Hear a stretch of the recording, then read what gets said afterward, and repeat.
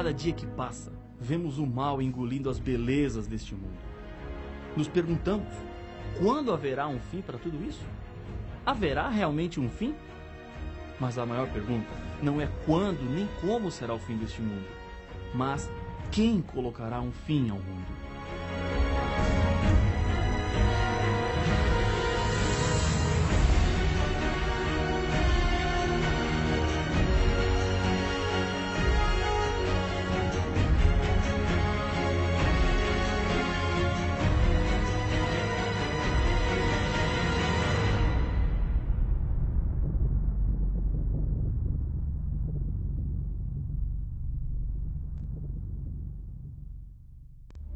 A palavra Apocalipse significa revelar ou descobrir. O livro começa dizendo que existe um personagem principal na história deste mundo. Ele é o mesmo personagem principal não só do livro do Apocalipse, mas como também de toda a Bíblia. Revelação de Jesus Cristo, que Deus lhe deu para mostrar aos seus servos as coisas que em breve devem acontecer. Apocalipse 1, verso 1. O conteúdo do livro deixa algumas pessoas apreensivas, assustadas, pois apresenta um terrível conflito, uma luta que atinge dimensões universais, no qual existe um vilão implacável e um herói impressionante. Jesus Cristo é aquele que aparece como representante do bem. Ele é identificado por 38 nomes e títulos diferentes no decorrer do livro, como Alfa e Ômega, o Cordeiro, o Noivo. Nos 3 primeiros capítulos é mencionado 137 vezes e no livro todo são 250 referências. Logo, no começo do livro do Apocalipse, Jesus aparece entre 7 candelabros. Esta é uma imagem simbólica que o mesmo contexto da visão cuida em interpretar. E os 7 candeeiros são 7 igrejas. Apocalipse 1, 20. Nos próximos episódios, veremos que as 7 igrejas representam 7 períodos do povo de Deus. O objetivo dessa visão é mostrar o grande cuidado de Jesus por seus filhos na jornada desta vida. Jesus não está longe no espaço, apenas olhando o que acontece aqui na terra, mas ele se importa, se preocupa com você. O livro do Apocalipse descreve a grandiosidade de Jesus, demonstrando assim que nenhum dos nossos problemas é maior do que ele. Acompanhe a descrição que o livro faz de Jesus. Voltei-me para ver quem falava comigo, e voltado, vi 7 candeeiros de ouro, e no meio dos candeeiros, um semelhante a filho de homem, com vestes talares, e cingido à altura do peito, com uma cinta de ouro. A sua cabeça e cabelos eram brancos como a alva lã, como neve, os olhos como chama de fogo, os pés semelhantes ao bronze polido, como que refinado numa fornalha, a voz como voz de muitas águas. Tinha na mão direita 7 estrelas, e da boca saía-lhe uma afiada espada de 2 gumes. O seu rosto brilhava como o sol na sua força. Apocalipse capítulo 1, versos 12 a 16. No Apocalipse, Cristo não aparece como fraco e indefeso, muito menos como incompreendido. O livro é a revelação de Jesus Cristo como majestoso Rei dos Reis, que com seu poder abre o caminho e as portas da salvação, nos colocando diante da presença de Deus Pai. Nos 3 primeiros evangelhos, Mateus, Marcos e Lucas, faz-se menção 25 vezes de que Jesus falava com autoridade e com poder. Os 3 últimos versos do evangelho de Mateus dizem que Jesus ressuscitado apresenta-se como tendo todo o poder no céu e na terra. Essa é a mesma realidade que apresenta o livro do Apocalipse. Ele é o centro, o alfa e o ômega, o princípio e o fim, o que venceu Satanás no céu e venceu novamente na cruz, e o destruirá no final do grande conflito entre o bem e o mal, o que venceu a morte e vive pelos séculos dos séculos. Jesus é eterno e o seu poder é ilimitado. Talvez sua vida esteja de ponta cabeça. As coisas parecem tão complicadas. O casamento que você sonhou que seria tão bom, hoje já não é mais. Ou os seus filhos, criados com tanto amor, agora andam por caminhos perigosos. Saiba de uma coisa, você não está sozinho. Você não está sozinha. Jesus está ao seu lado. O poder que Ele tem pode acalmar o seu coração, dar um novo sentido à sua vida. Ele te ama muito. Você é especial aos olhos de Deus. O Apocalipse apresenta um Jesus poderoso para nos dar a certeza de que nada pode nos separar de Deus e do seu amor. Confie nisso, entregue-se completamente a Jesus e permita que Ele assuma o controle da sua vida. O seu futuro está em jogo. O livro do Apocalipse fala de alguns livros especiais que existem no céu e que afetarão diretamente o nosso futuro. O vencedor será assim vestido de vestiduras brancas, e de modo nenhum apagarei o seu nome do livro da vida. Pelo contrário, confessarei o seu nome diante de meu Pai e diante dos seus anjos. Apocalipse capítulo 3, verso 5. O livro da vida contém os nomes daqueles que serão salvos. É um privilégio ter o nome neste livro. E o mais importante é que não é Deus quem escolhe os nomes que serão escritos no livro. Ele chamou cada um dos seres humanos para serem salvos. E agora cabe a você, querer ou não, o seu nome neste livro. Outro livro aparece em Apocalipse capítulo 21, verso 27, falando da cidade santa. Nela, nunca jamais penetrará coisa alguma contaminada, nem o que pratica abominação e mentira, mas somente os inscritos no livro da vida do Cordeiro. Já em Apocalipse capítulo 20, verso 12, aparece o termo livros. Vi também os mortos, os grandes e os pequenos, postos em pé diante do trono. Então se abriram livros. Ainda outro livro, o livro da vida, foi aberto, e os mortos foram julgados, segundo as suas obras, conforme o que se achava escrito nos livros. Todos esses livros estão em conexão com o juízo de Deus para os seres humanos. Os que serão salvos têm os seus nomes escritos no livro da vida, e por outro lado, serão apagados deste livro os nomes de quem rejeitou a Jesus. Preste atenção em uma coisa. A existência desses livros rejeita a ideia de que Deus não condenará ninguém. Há pessoas que dizem assim: Deus é amor, é bondade, é misericórdia, por isso ele não irá condenar ninguém, todos serão salvos. Portanto, faça o que você quiser, viva do jeito que você achar que deve viver, tudo dará certo no final. Cuidado, porque Deus separará os salvos dos perdidos. Segundo a Bíblia, apenas Jesus é capaz de abrir o livro que estava nas mãos do Pai. Então, vi no meio do trono e dos 4 seres viventes e entre os anciãos, de pé, um cordeiro como tendo sido morto. Ele tinha 7 chifres, bem como 7 olhos, que são os 7 Espíritos de Deus enviados por toda a terra. Veio, pois, e tomou o livro da mão direita daquele que estava sentado no trono. E quando tomou o livro, os 4 seres viventes e os 24 anciãos prostraram-se diante do cordeiro, tendo cada um deles uma harpa e taças de ouro cheias de incenso, que são as orações dos santos, e entoavam um novo cântico, dizendo: Digno és de tomar o livro e de abrir-lhe os selos, porque foste morto e com o teu sangue compraste para Deus os que procedem de toda tribo, língua, povo e nação. Apocalipse capítulo 5, versos de 6 a 9. Somente Jesus sabe quem será salvo e quem irá perder-se. Ele, somente Ele, pode ler os corações e compreender quem de verdade é dele. Deixe de lutar sozinho. Jesus pode limpar o nosso pecado. A Bíblia nos garante. Se confessarmos os nossos pecados, Ele é fiel e justo para nos perdoar os pecados e nos purificar de toda a injustiça. 1 João 1,9. Jesus pode nos dar forças para vencer os nossos erros. Essa promessa está em Judas 24. Aquele que é poderoso para impedi-los de cair e para apresentá-los diante de sua glória, sem mácula e com grande alegria. Mas, se sairmos de perto de Jesus, entraremos em uma zona de perigo.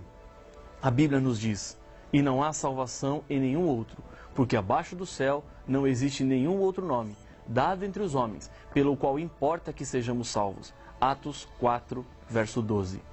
Em Apocalipse 5, antes de João ver o cordeiro abrindo o livro, ele chorou quando o anjo lhe disse que ninguém havia sido achado digno de abrir o livro. Não haveria nenhuma esperança para os seres humanos sem a presença e a vida de Jesus. Os 24 anciãos deixaram claro por que Jesus pode salvar os seres humanos. Porque foste morto e com o teu sangue compraste para Deus os que procedem de toda a tribo, língua, povo e nação. Apocalipse 5, verso 9. No livro do Apocalipse, o termo cordeiro aparece 26 vezes, referindo-se a Jesus. João Batista, quando viu Jesus pela primeira vez, declarou: Eis o Cordeiro de Deus, que tira o pecado do mundo. João capítulo 1, verso 29. No ritual simbólico do santuário do Antigo Testamento, o cordeiro era sacrificado no lugar do pecador e seu sangue o limpava do pecado. No Novo Testamento, a Bíblia nos ensina que Jesus é a realidade de cada um daqueles símbolos. Tudo que Jesus passou tinha uma extraordinária força motivadora por trás. E da parte de Jesus Cristo, a fiel testemunha, o primogênito dos mortos e o soberano dos reis da terra, aquele que nos ama e pelo seu sangue nos libertou dos nossos pecados. Apocalipse 1, verso 5. Deus em sua própria essência é amor. Jesus amava tanto o ser humano que ele não podia ficar indiferente a todo o sofrimento que passamos. O amor por nós é tão grande que trouxe Deus aos seres humanos como pessoa. Mas o que significa Deus ter se tornado um ser humano? Paulo, em Romanos capítulo 6, verso 23, nos explica as consequências que o pecado traz. Porque o salário do pecado é a morte. Quem peca deve morrer como consequência. Não estou me referindo especificamente a um tipo de pecado. Não importa se esse pecado acarretará maiores ou menores consequências na vida daqueles que estão ao seu lado. Pecado sempre gera morte. E infelizmente, todos os seres humanos são pecadores. E já cometemos pecados inúmeras vezes. Pecado significa que quebramos ou até rejeitamos princípios de Deus para a nossa vida. O verso de Romanos continua e nos traz a esperança. Mas o dom gratuito de Deus é a vida eterna em Cristo Jesus, nosso Senhor. Jesus veio à terra para morrer no meu lugar. A morte que ganhei por causa da minha natureza pecaminosa, Jesus sofreu por mim, no meu lugar. Contudo, para que Jesus pudesse salvar o ser humano e trocar de lugar com ele, sua vida teria que ser sem nenhum pecado. Porque não temos sumo sacerdote que não possa compadecer-se das nossas fraquezas. Antes, foi ele tentado em todas as coisas, a nossa semelhança, mas sem pecado. Hebreus capítulo 4, verso 15. Jesus venceu e morreu. Eu fui derrotado e posso viver eternamente. Aqui está o grande plano de amor. Paulo explica: antes de tudo, vos entreguei o que também recebi, que Cristo morreu pelos nossos pecados, segundo as Escrituras. 1 Coríntios capítulo 15, verso 3.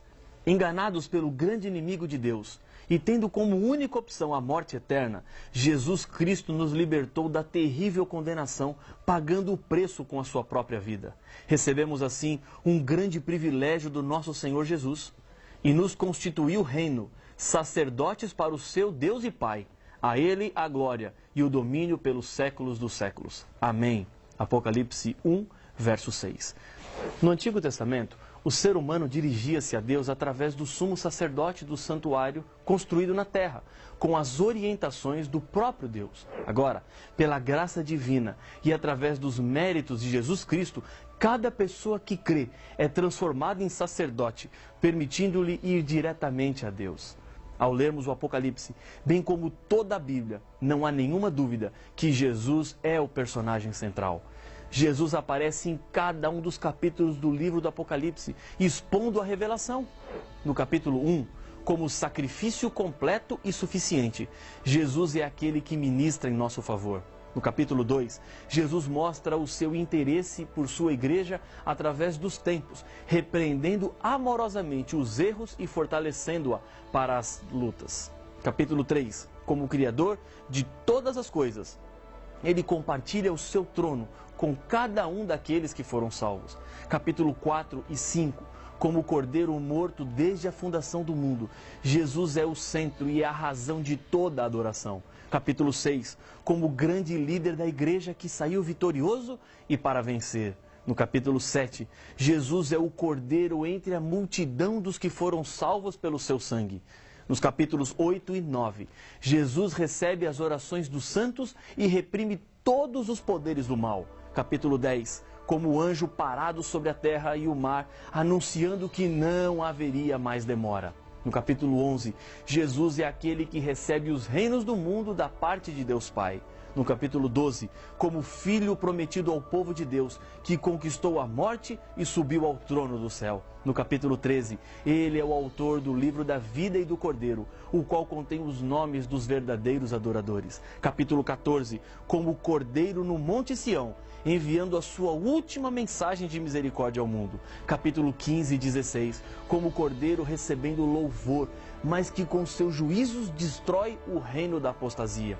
Nos capítulos 17 e 18, Jesus é o Cordeiro que chama o seu povo para sair de Babilônia. No capítulo 19, Jesus aparece como vitorioso Rei dos Reis e Senhor dos Senhores. No capítulo 20, Jesus é o que sujeitará a Satanás durante o milênio e quem o destruirá no final deste período. No capítulo 21, como o recriador do mundo, mais uma vez sem pecado, que enxugará de todos os olhos as lágrimas. No capítulo 22, como o juiz que dará a recompensa final e envia o último convite aos moradores deste mundo perdido que caminha para a destruição. Com séculos de antecipação, a Bíblia, no Antigo Testamento, profetizou que o Messias, o Salvador, nasceria de uma virgem, conforme Isaías capítulo 7, verso 14, e na pequena cidade de Belém, de acordo com Miqueias capítulo 5, verso 2. O Novo Testamento confirma que, quando Jesus nasceu, estas profecias se cumpriram. Ao mesmo tempo em que morreu, a ressurreição de Jesus demonstra que ele tem poder sobre a vida e a morte. Isso nos dá certeza e garantia da vida eterna. Por isso, também pode salvar totalmente os que por ele se chegam a Deus, vivendo sempre para interceder por eles. Hebreus, capítulo 7, verso 25. A partir de agora, a sua vida pode mudar de uma vez por todas. Basta abrir o seu coração a Deus e dizer-lhe: eu aceito Jesus como meu Salvador. Jesus te ama e Ele quer te salvar. Ele é o personagem principal de toda a Bíblia, do livro do Apocalipse, e quer ser o personagem central da sua vida. Por que nesse momento você não fecha os seus olhos e fala com Ele? Diga a Jesus que você o aceita e reconheça os seus pecados. Peça o perdão e sinta Deus ao seu lado, pois Ele está aí. Ore comigo. Senhor, muito obrigado por ter enviado Jesus a esta terra, porque sabemos que através dos nossos pecados estaríamos todos condenados, mas o Senhor providenciou a saída e a solução. Por isso aceitamos neste momento Jesus em nossa vida como Senhor e Salvador. É no nome dele que oramos. Amém. O termo evangelho significa boas notícias da parte de Deus em salvar o ser humano. A Bíblia mostra Deus buscando e ajudando seus filhos em meio a essa terrível tragédia. A morte entrou pelo pecado de um homem, e a morte sairá também pela morte de um homem, Jesus. Mas por que Jesus precisou morrer para nos salvar? Sua morte era realmente necessária? Estas e outras perguntas serão respondidas no próximo episódio de Apocalipse, o fim revelado.